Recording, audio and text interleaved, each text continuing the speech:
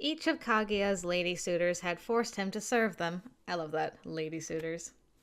This knowledge filled him with deep, deep darkness. The princess of the looking-glass world sensed this and requested to speak with him.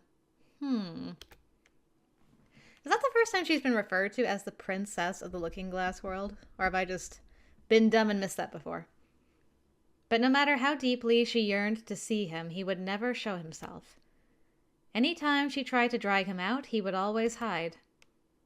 And so, as Kaguya and the princess found solace in one another, 3 weeks passed. The full moon would soon be upon them, and Kaguya frequently became lost in thought. You mustn't look at the moon. But no matter who forbade it, Kaguya would always find a way to sneak outside alone, gaze up at the moon, and cry. I want to go back to the moon. Sick of this tainted world, he yearned for the moon night after night. Just 1 week left until the next full moon. After seeing Kaguya's reaction when I grabbed Cinderella's arm, I decided to take a gamble. Instead of hovering over him 24/7, I would purposely give him space.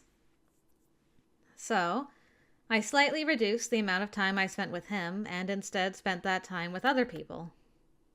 Let's hope our gamble pays off. So Cinderella told me we should go into town together for a change of pace.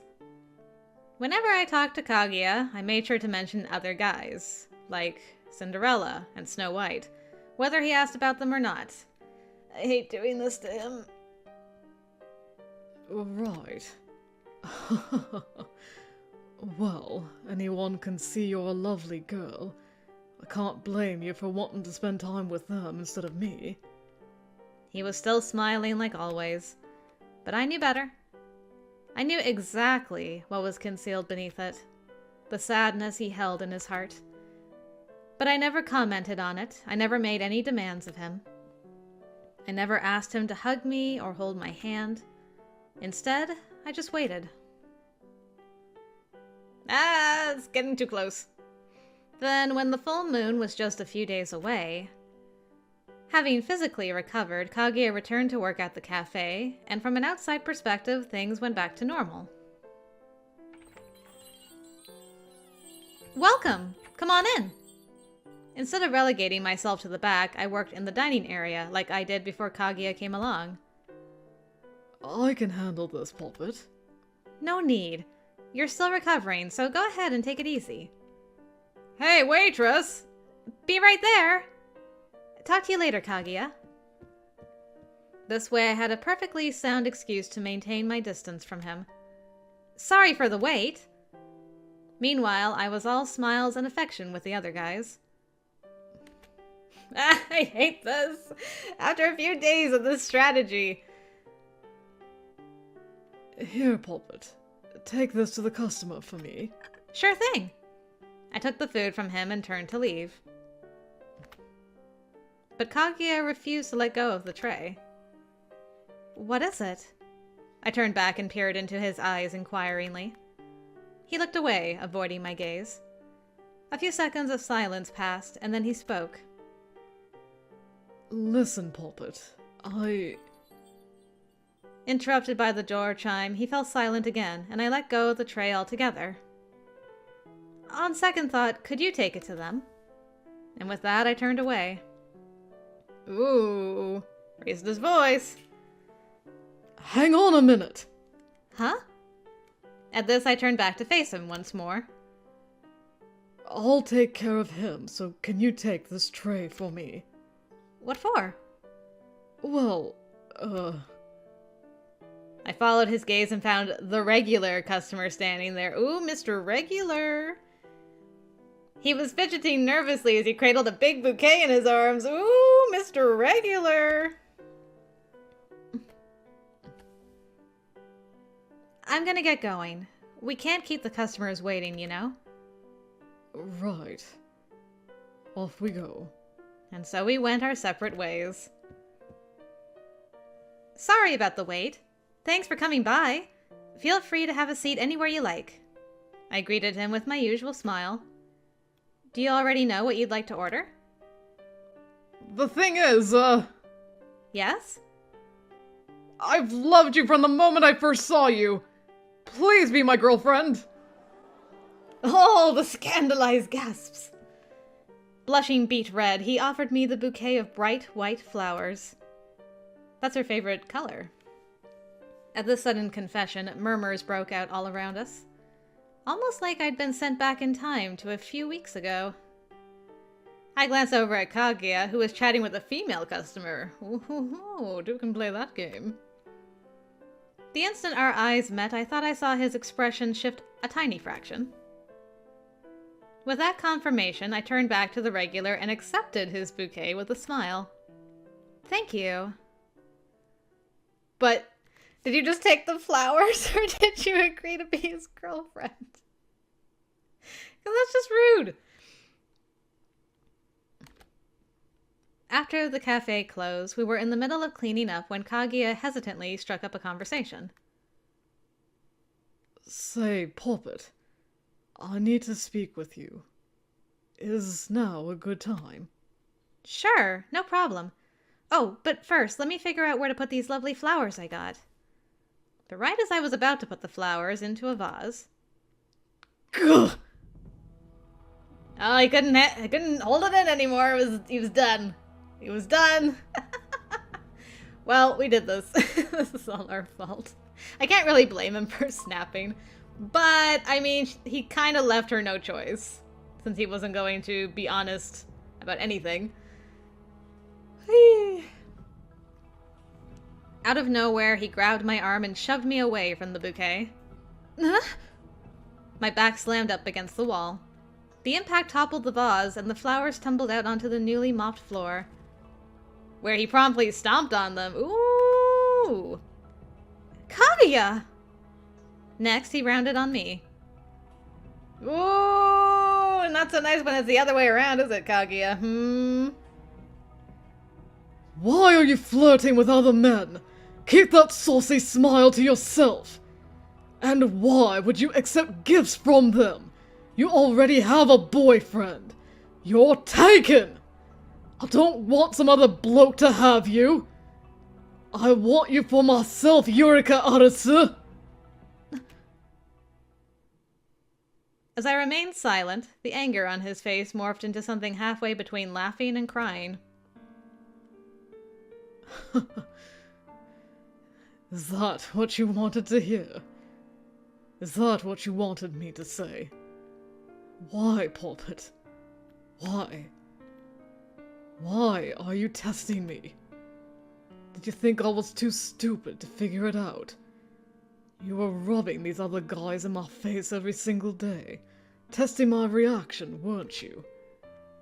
So tell me, was it fun? Were you having a laugh behind my back? Did you think it wouldn't hurt me? Did you think I'm some happy, smiley robot?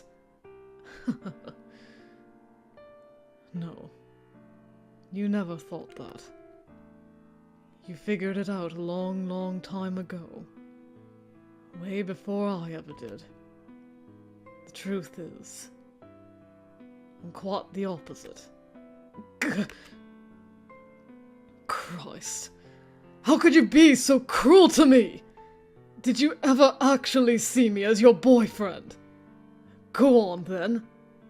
Why won't you say anything? Say something, damn you! If you're sick of me, if you don't need me anymore, then just break up with me. Please, Poppet. He cupped my chin and tilted my face up. I didn't resist. Instead, I stared back at him, my expression perfectly emotionless. Water flowed from his dusky eyes, but he didn't seem to notice. If you're going to hurt me, then maybe I'll hurt you back. As he spoke, he reached for my throat. Oh, dang!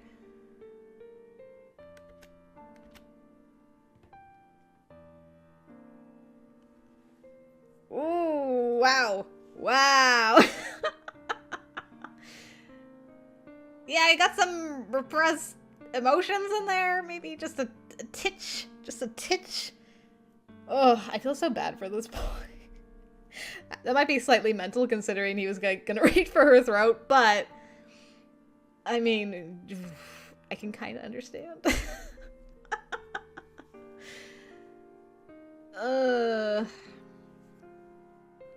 Sorry. Choking out an apology, Kaguya bolted from the room. Where do we go from here? Finally, we get your point of view. Like, in real time, not just in a flashback. Gah. Oh, no! Stop cutting yourself! Good grief! Cinderella, how long have you known about this? Stop cutting yourself. It's not gonna help you go to the moon or whatever you called it. Cinderella? Hey, can I come in? Of course you can. It's your property, innit? Good point, I guess.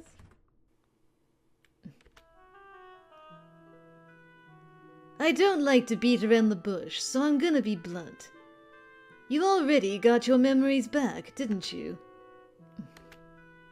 Why can't you just tell her? Don't reckon I'll need to. She put it together quite some time ago.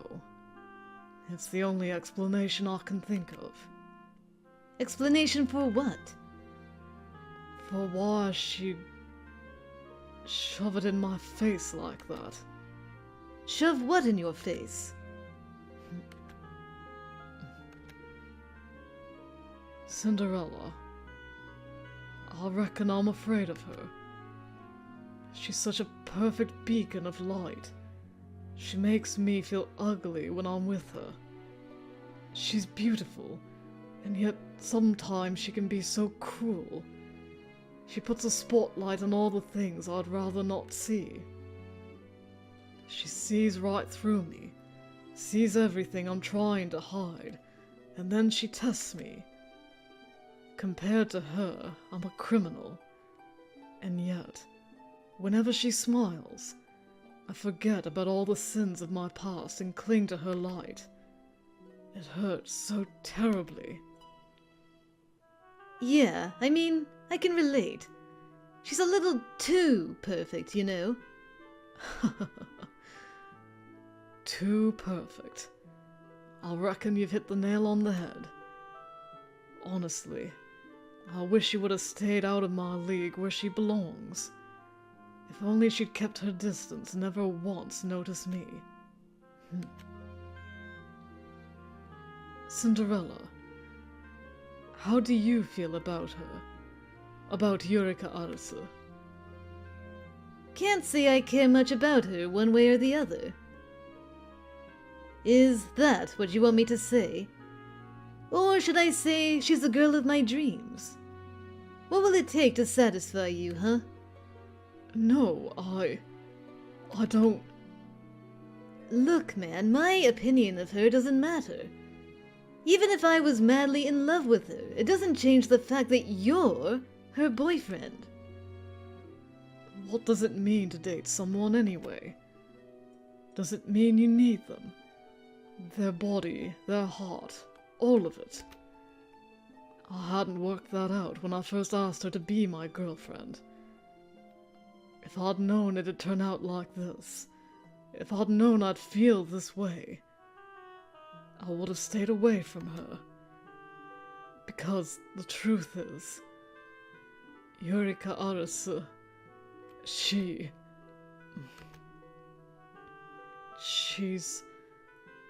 made me realize something.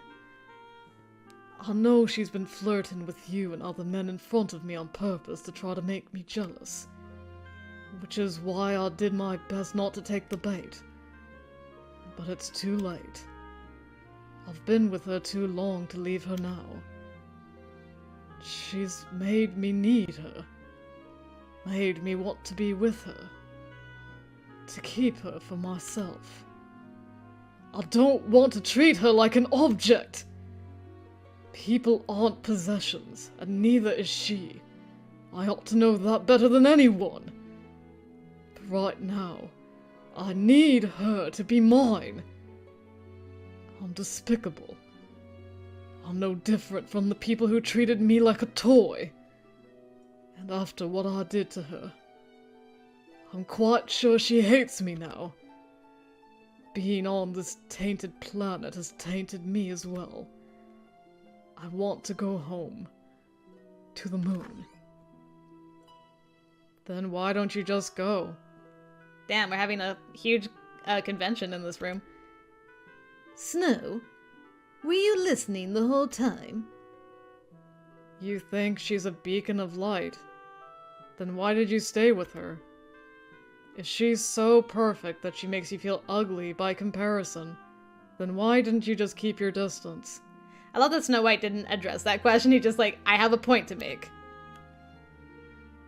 Or, if it took you a while to figure it out, you could have simply left her the second you put it together. But you didn't do any of that. Why not?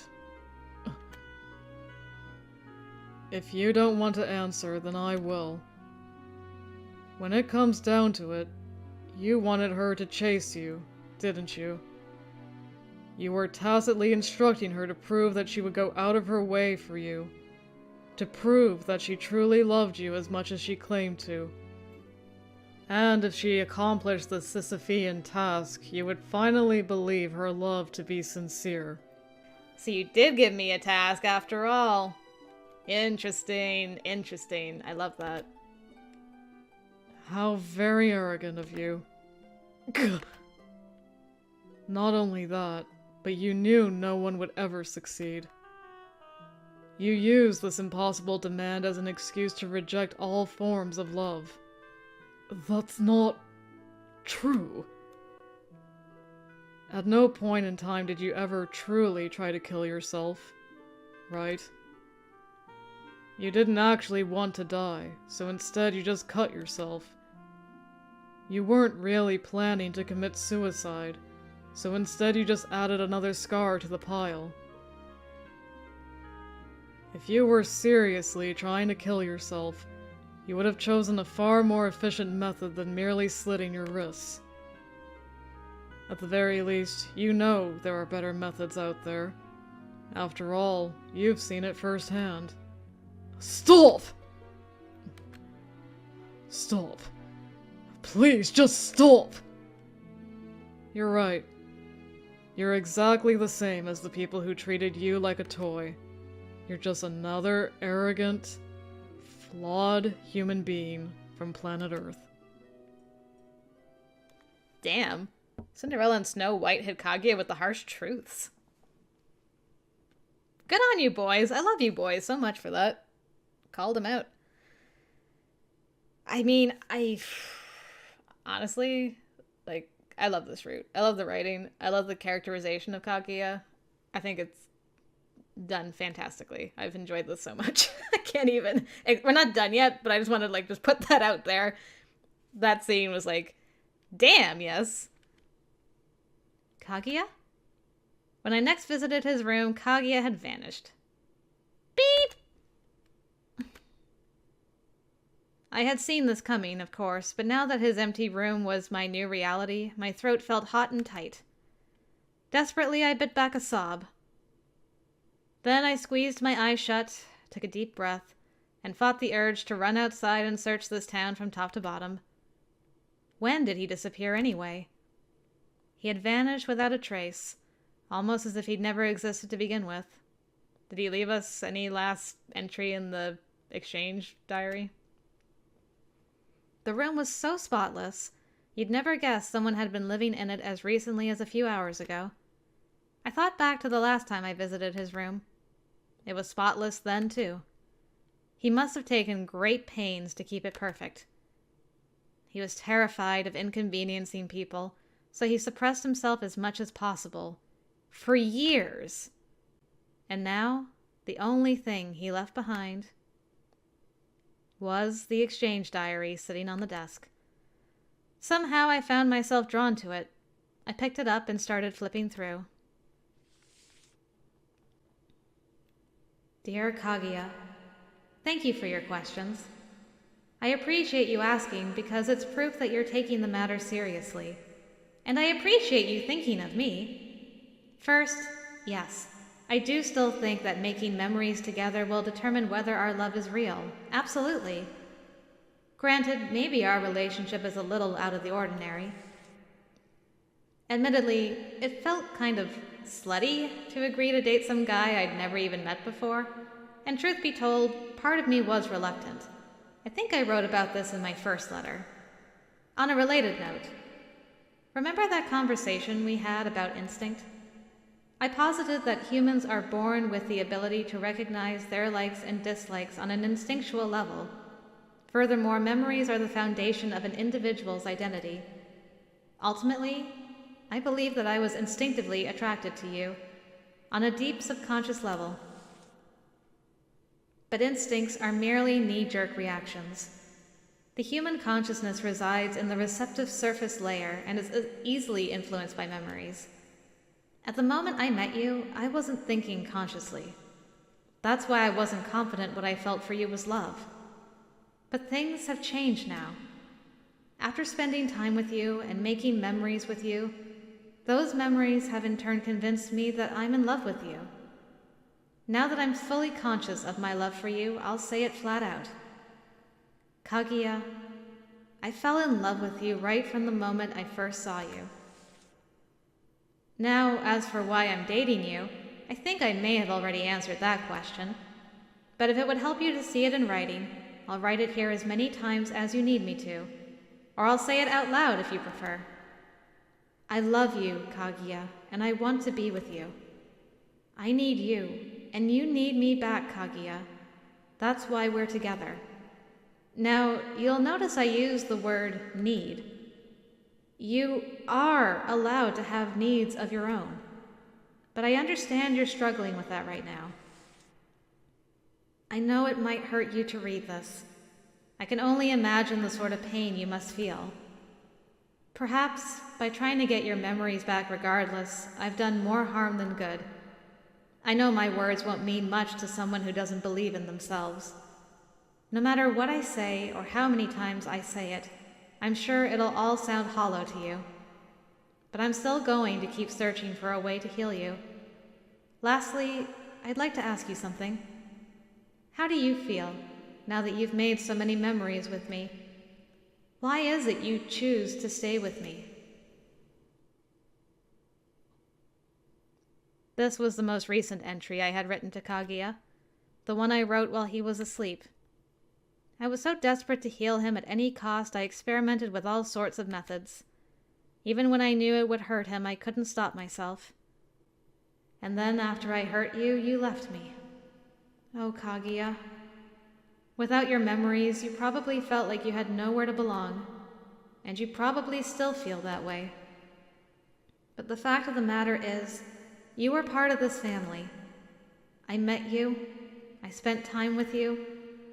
As proof of that, I've got about a month's worth of love letters in my hands. I flip to the next page.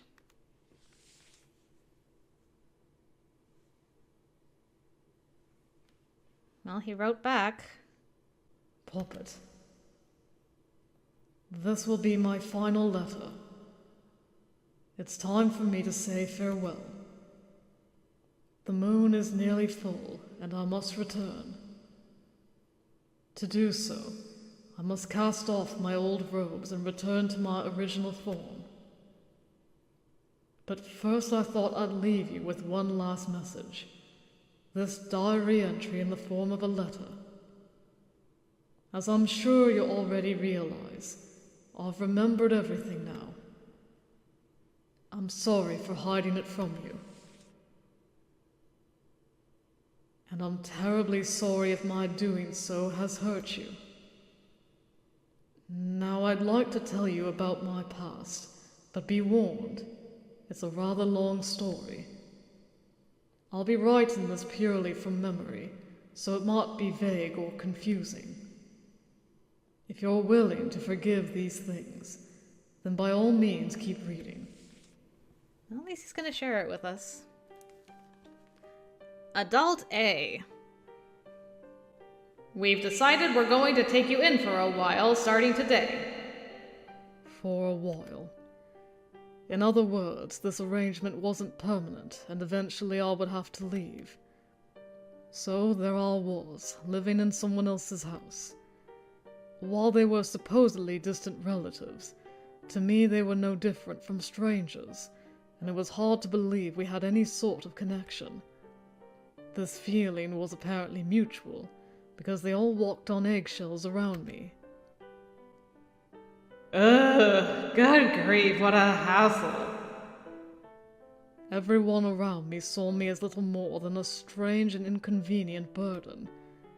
And eventually, that was how I started to see myself too. At the first house, I was practically invisible.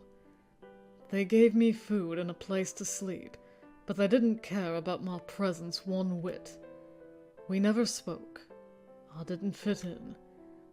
Even at meal times, I ate my cold food alone long after the rest of the family had finished theirs. I was excluded from their casual conversations, almost like I was isolated to a separate dimension. Not that it didn't make sense. Why would anyone smile at a stranger? Maybe if I made them laugh, I guess. It was the only thing I could think of. Following this realization, I learned to adapt my personality to suit the whims of those around me, like an actor or a clown. Why do you talk like that? I didn't care if they jeered at me. I just wanted some kind of reaction. I'm not mute! Eventually, I was forced out of the first house and sent to the second. At the second house, they made me work to earn my keep. I said yes to whatever they asked, be it cooking, cleaning, laundry, or helping run the shop. Isn't this how his ex-girlfriends described everything? How long was he with... Were they pretending to be his girlfriend? I'm confused. Because I'm pretty sure the first one said... the first one was like... She brought a bowl, right? And it's like, oh, we never ate together or anything. And then the second one said that she made him work, but got annoyed that he would disappear and buy things that she hadn't told him to buy and stuff like that. I said yes to whatever they asked, be it cooking, cleaning, laundry, or helping run the shop. According to them, since there was no proof that I was actually related to them, I needed to pay them back for the privilege of living with them. If I didn't work, I didn't deserve to eat or sleep, and if I talked back, they hit me. Not that it didn't make sense. In this world, it costs money simply to exist. But I didn't have any money, so my only option was to offer up my labor instead. Hence, I decided to work harder than anyone else. Even if I didn't stand to profit from it, anything was preferable to getting my ass beat. I'm not worthless! Then I was forced out of the second house and sent to the third. At the third house, I used what I learned from the first two houses and made sure to always be friendly and considerate. This seemed to pay off, because the adults took a liking to me. They dressed me in nice clothes, fed me well, and let me live comfortably. I put in effort in order to earn their love and affection. To me, this was simply how the world worked. But it didn't last forever. One day, a scandal broke out. Fortunately, the fire was contained before it could spread, but when its source was traced back to the kids' room, an interrogation began. It really is. Each girl was from one of the houses that he stayed at? The child of the family pointed at me. I saw him start the fire! It was a bald-faced lie, of course, but it was my word versus hers, and she was a better actress than me. The adults never questioned their own child. Instead, they turned on me without hesitation. After everything we did for you! Not that it didn't make sense. Who would believe me over their own biological child? An unloved child would never win out over an adored one. Following this realization, I started making more of an effort to read people, to toe the line at all times. I couldn't let myself have needs. Anytime I needed something, it would only inconvenience someone else. So I decided to wear my smile like a mask. I'm not a robot! And so I was kicked out of the third house and sent to the fourth. The people in the fourth house were barely related to me at all. There I was the butt of every joke, but I always smiled at them. No matter what they said or did, I kept on smiling like an idiot. They'd get annoyed or creeped out, sure, but that was the worst of it. One day, they decided to play a prank on me. I dropped something important in the lake and I want you to look for it. One look at the smirk on her face and I knew she was lying. But even if I'd called her out on it, it wouldn't have changed anything. So I pretended to go along with it. As I searched desperately for a treasure I'd never find, they watched me from a distance and laughed. Then it started to rain, and they all went home without me. At that point, I could have safely given up, but nevertheless I kept searching in the pouring rain. I can't find it. I can't find it anywhere. As the rain beat down on me for hours, my mind started to go fuzzy, and eventually I forgot exactly what I was supposed to be looking for. When I finally looked up at the sky, I found that the clouds had cleared and I could see the full moon. How lovely, I thought to myself. What could such a pretty moon be hiding up there? I thought about the moon for a while, and then when I looked back at the ground, I noticed a shard of broken glass on the lakeshore. Is that when it started? Ah, good grief, it started there? Okay. Guided by the moonlight, I picked it up and pressed it into my wrist. Gah!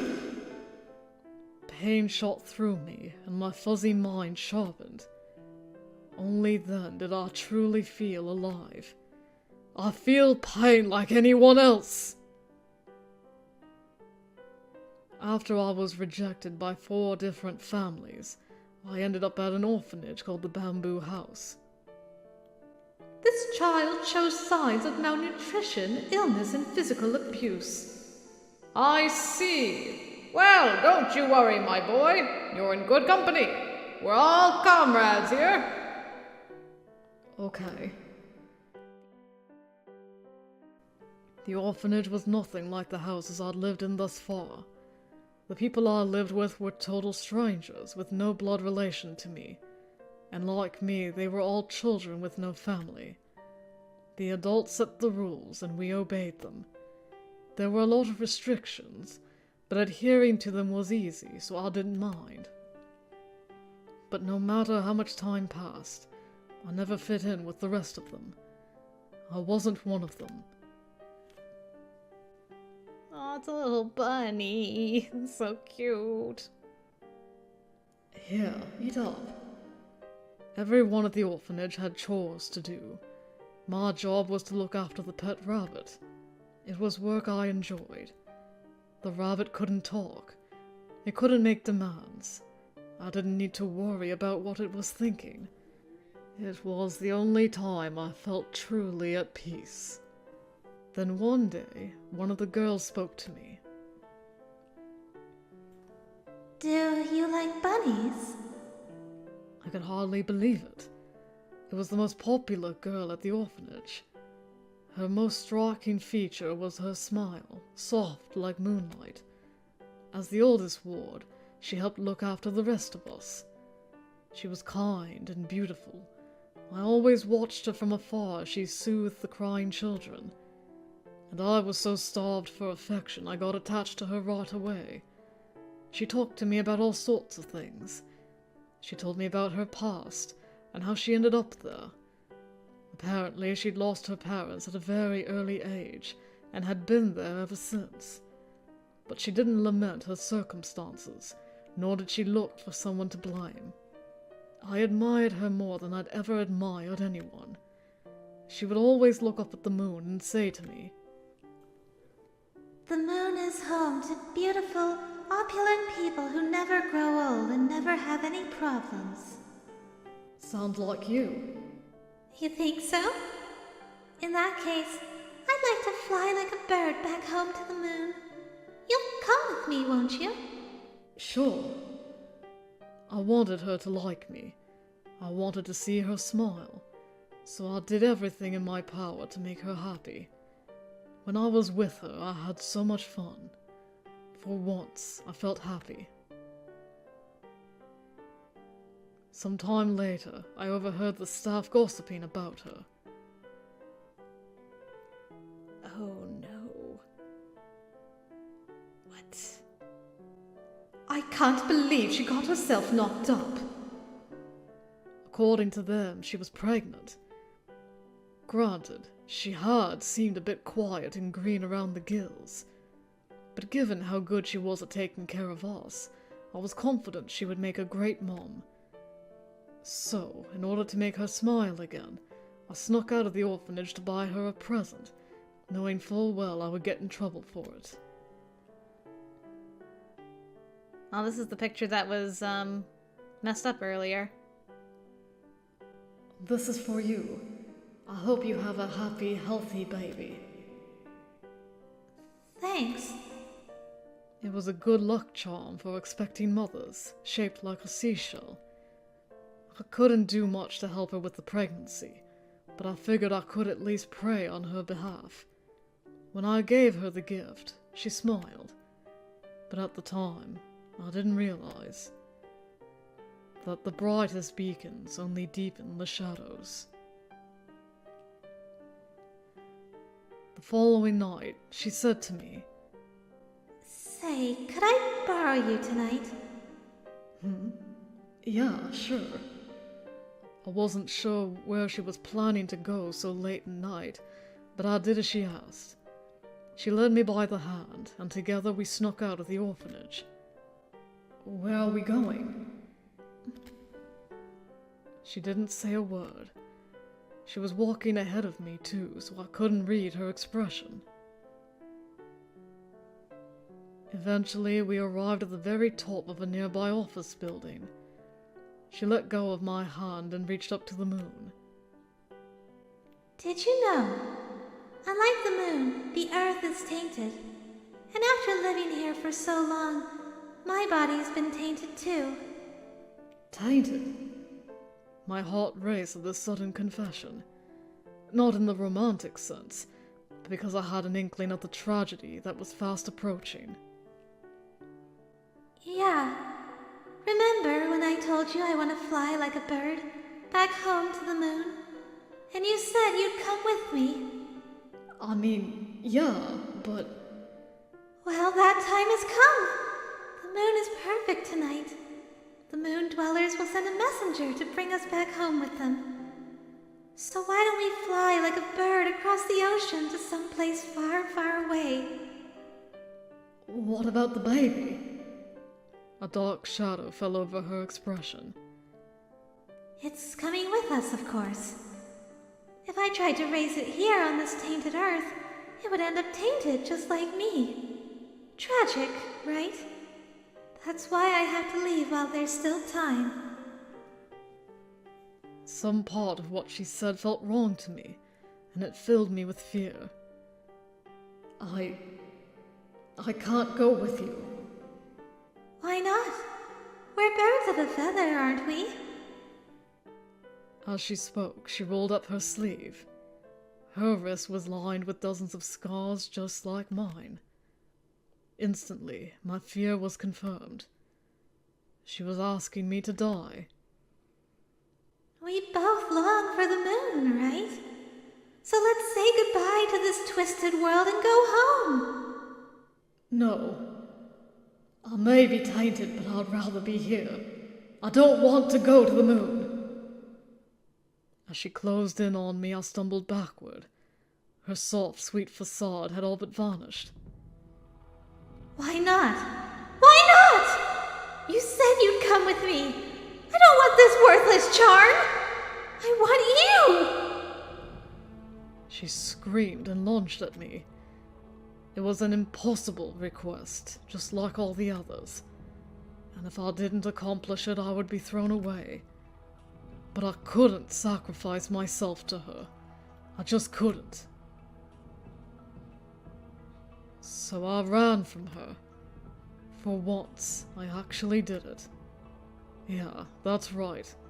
All this time, I wanted nothing more than to run away. Away from my suffering. Away from this tainted earth. The next day, I learned that she was dead. She had gone back to the moon, just like she wanted. To the utopia full of beautiful, opulent people. The place where people never grow old and never had any problems. The place I would one day have to return home to. Would my real parents be there, waiting to welcome me in with open arms? In which case, what was I still doing here? If this place actually needed me, then why did everyone abandon me? If this world was tainted, then why did I choose to be here? Was it to atone for my sins? Oh, he's crying. This poor boy. Who am I anyway? So I locked my memories away and turned myself into a blank slate.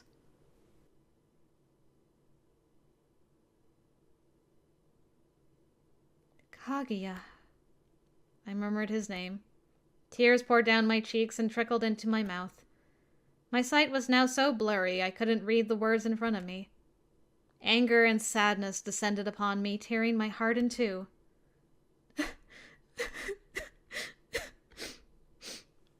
Sniffling and wiping my tears, I kept reading. There's more? I don't know if I can handle more. Poppet, I wonder how you're feeling right now as you're reading this. I locked my memories away of my own free will. I hurt myself and made myself forget, all to protect myself. But in the end, all I was really doing was burying my head in the sand. When you forget about something, all you're really doing is putting it up in the attic. Even if you can't recall what happened, it doesn't erase the fact that it did indeed happen. You're a clever girl, so you probably already worked out that I was going to leave you. I'm a weak, pathetic man. Now that I've got my memories back, I can't stay on this earth any longer. My one fear is that you'll hate me for biting the hand that feeds me and leaving only this letter behind. But even then, I deserve it. Not only do I owe a debt to you, but to Cinderella and Snow White as well. It's been 1 month since I moved in with you all. Thank you so much for the kindness you showed me during my time as an amnesiac. I will eternally treasure the memories I have of the days I spent with the three of you. Farewell. And that was the last thing he wrote. Ultimately, I would never discover his answer to my question. Or maybe he just didn't have one. No, that can't be right. There has to be an answer! I read back through the diary again and again. This was not a farewell letter. It was a challenge. And if I was going to prove once and for all that he didn't truly want to say goodbye, if I was going to heal him, then I needed to solve the problem he had laid out before me. Just then, the window flew open and a strong gust of wind blew in. The gust ruffled my hair and made the diary pages flutter. What was that? I looked out the window to find a beautiful moon peeking out through a gap in the dark clouds above. Evidently, that sudden gust had carved a hole in them. Moonlight streamed into the room, gently illuminating me as I stood before the glass. Then my gaze lowered to the diary, and I realized there were imprints on the last page where something had been erased. The letters stood out faintly beneath the beams of silvery light. And the instant I read those words, I dashed outside as fast as my legs could carry me.